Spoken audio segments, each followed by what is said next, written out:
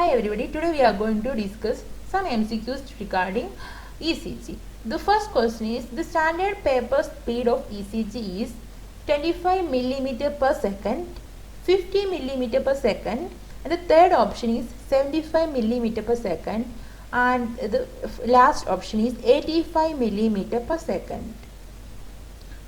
The correct answer is 25 mm per second. Question number 2. In an ECG, the paper speed is 25 mm per second and each small square is how many seconds? First option is 1 mm small square is equal to 0.04 second or 40 millisecond. Second one is 2 mm. Third option is 3 mm and the final option is 5 mm. The correct answer is 1 mm small square is equal to 0.04 second or 40 milliseconds. Question number 3. In an ECG, the paper speed is 25 mm seconds and each large square is how many seconds? Here they are asked for large squares. Option number 1 is 1 mm large square is equal to 0.1 second or 300 milliseconds. Option number 2, 3 mm. Next is 10 mm and the final option is 5 mm. The correct answer is 5 mm large square is equal to 0.2 seconds or 200 milliseconds. In an ECG strip, the y-axis indicates the amplitude and the x-axis indicates the time. In a large box, it has 25 small boxes and the large box is equal to 0.2 second, and like that 5 large boxes is equal to 1 second, and in a large box the one small box is equal to 0.4 seconds. In a newborn, normal heart rate range is 90 to 100 beats per minute, 120 to 160 beats per minute, 120 to 170 beats per minute, and the last option is 60 to 110 beats per minute. The correct answer is 120 to 160 beats per minute in a term baby. The question number 5.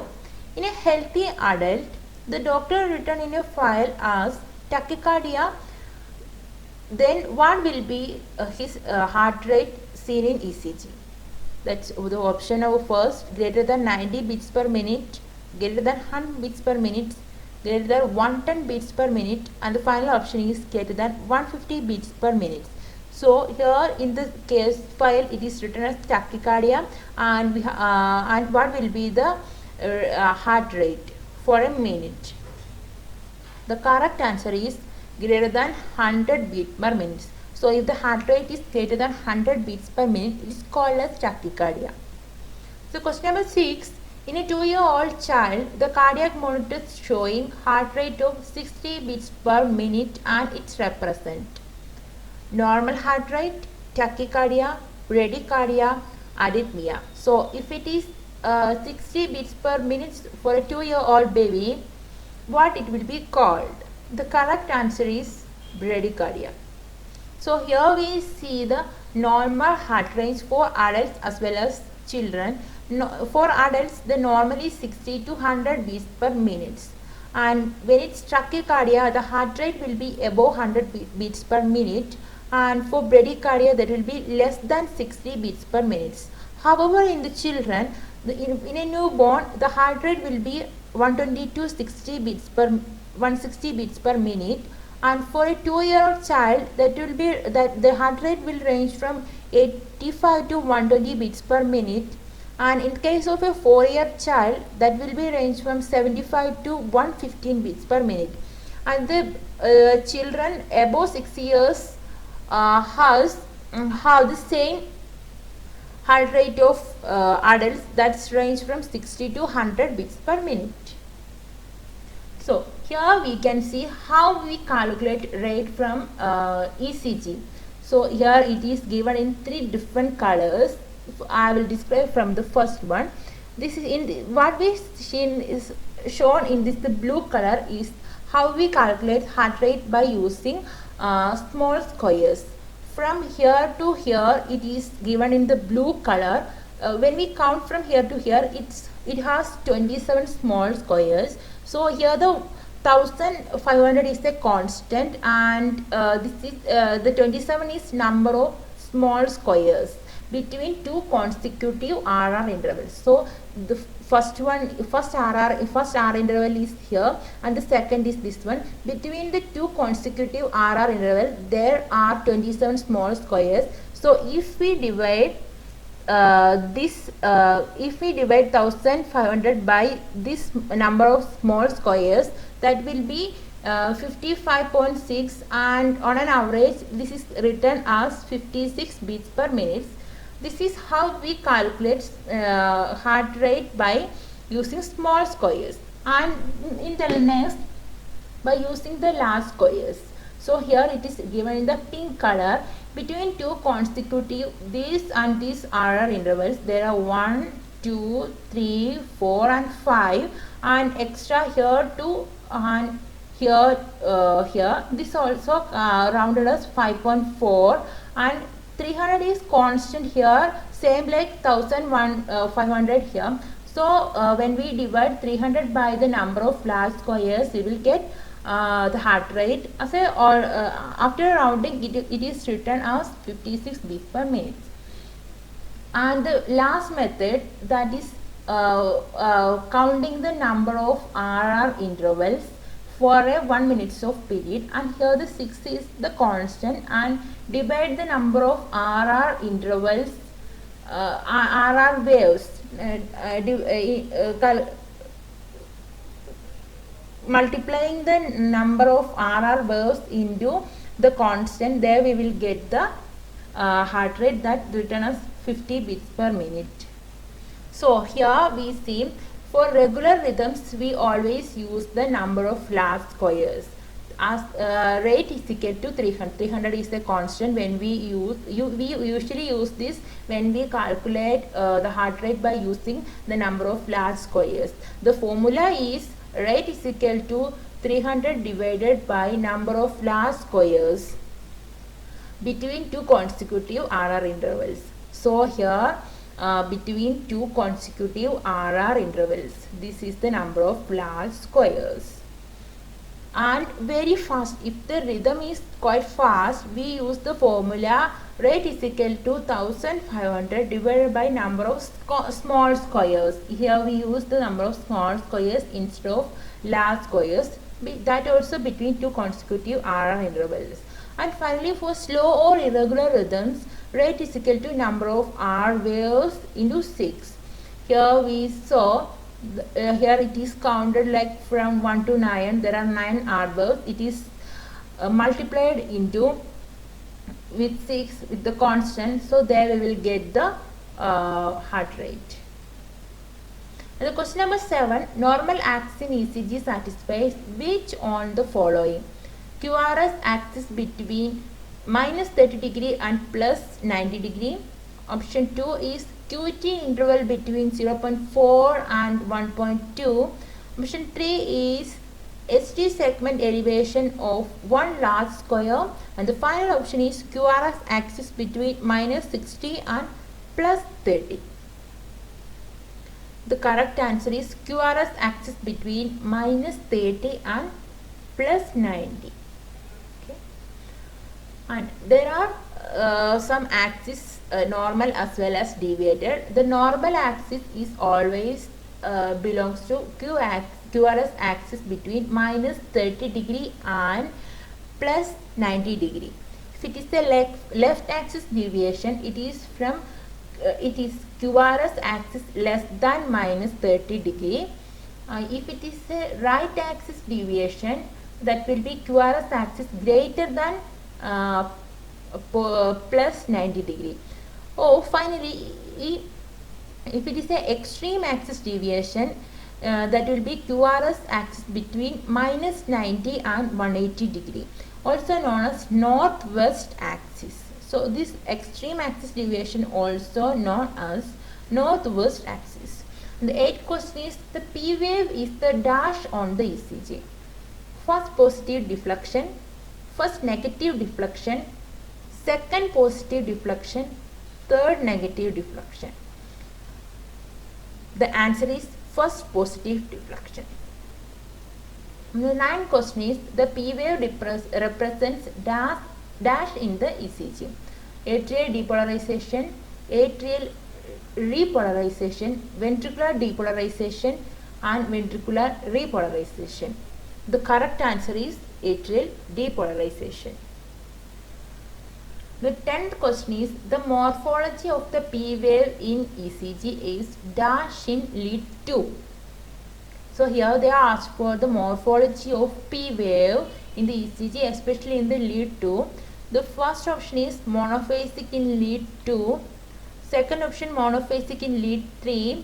Biphasic in lead 1. And the final option is biphasic in lead 4. The correct answer is monophasic in lead 2.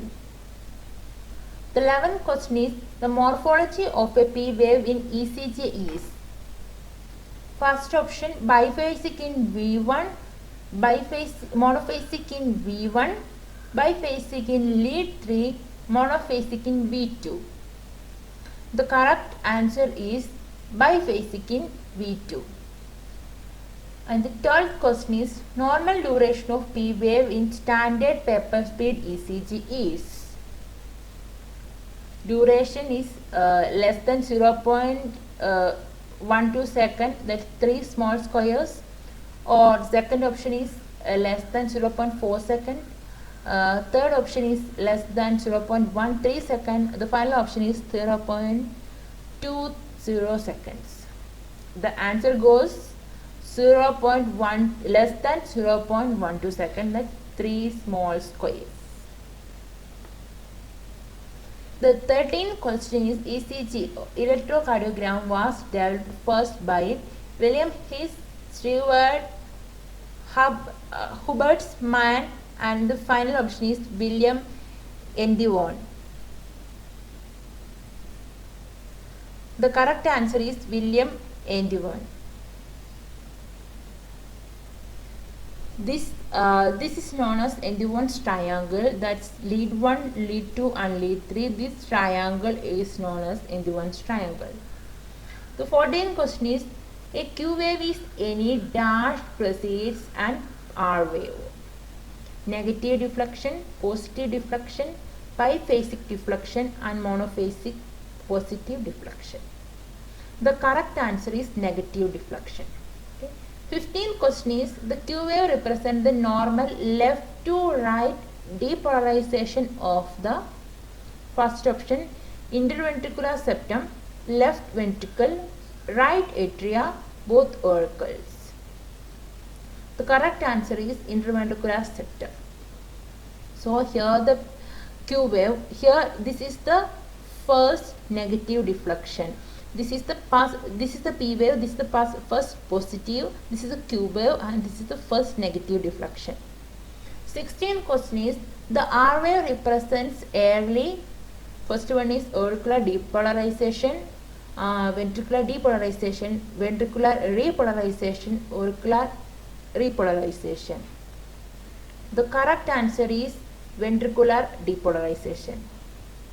17th question, the T wave represents ventricular depolarization, septal repolarization, ventricular repolarization, auricular depolarization.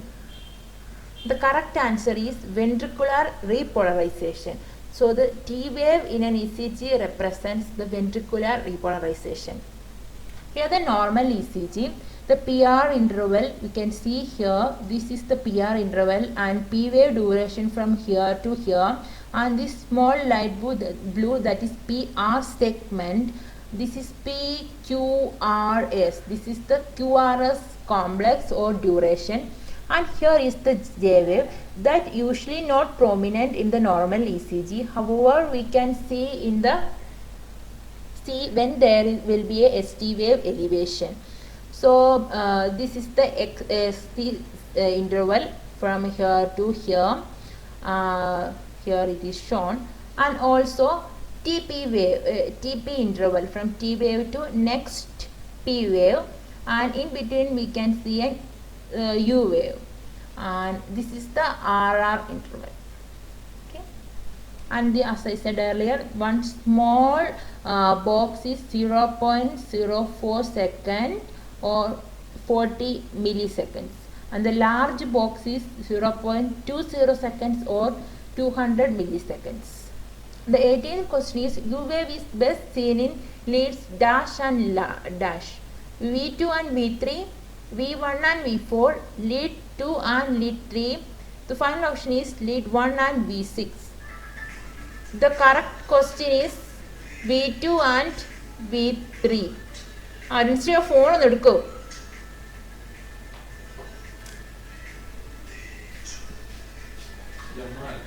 അതിങ്ങെടുത്ത് ഇനിയിപ്പോൾ എന്ത് ചെയ്യും? ഇതെന്ത് ചെയ്യും? Post ചെയ്യാൻ പറ്റും?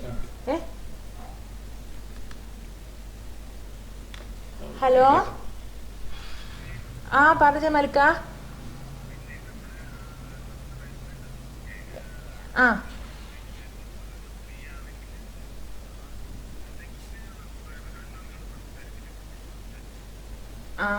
ഒരു minute, ഞാൻ വരുന്നുണ്ടോന്ന് ഒന്ന് അരുണിച്ചോട് ചോദിച്ചിട്ട് പറയാവേ. എപ്പോഴാണ് വരിക? 3:30 ആകുമ്പോഴാണ് വരിക? അതോ 4 മണിയാവുമോ? 4 മണിയാകുമ്പോഴേ എത്തുള്ളൂ അല്ലേ? ശരി.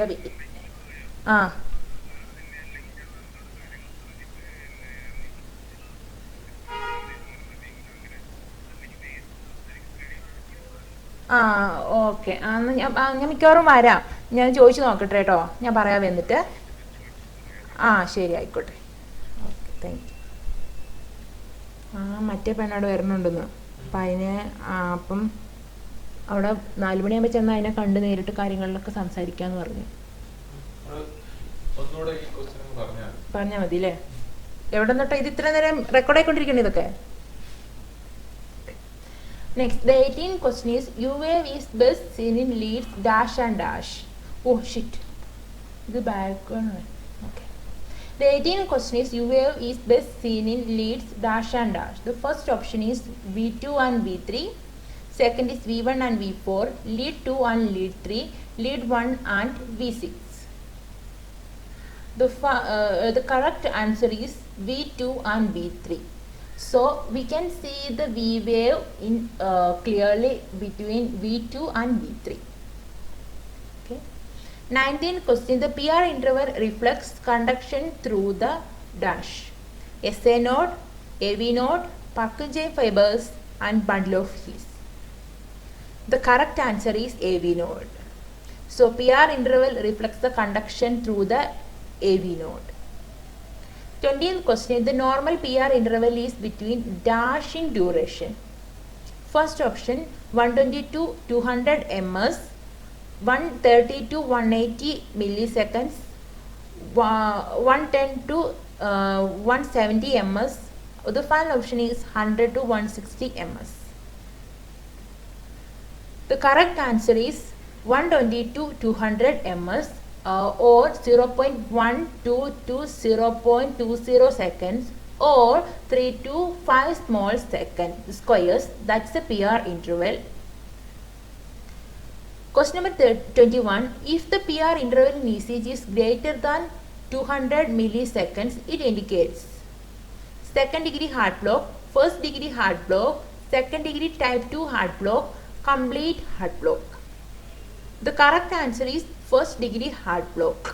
So if it is greater than if the PR interval in ECG is greater than 200 milliseconds, it indicates the first degree heart block.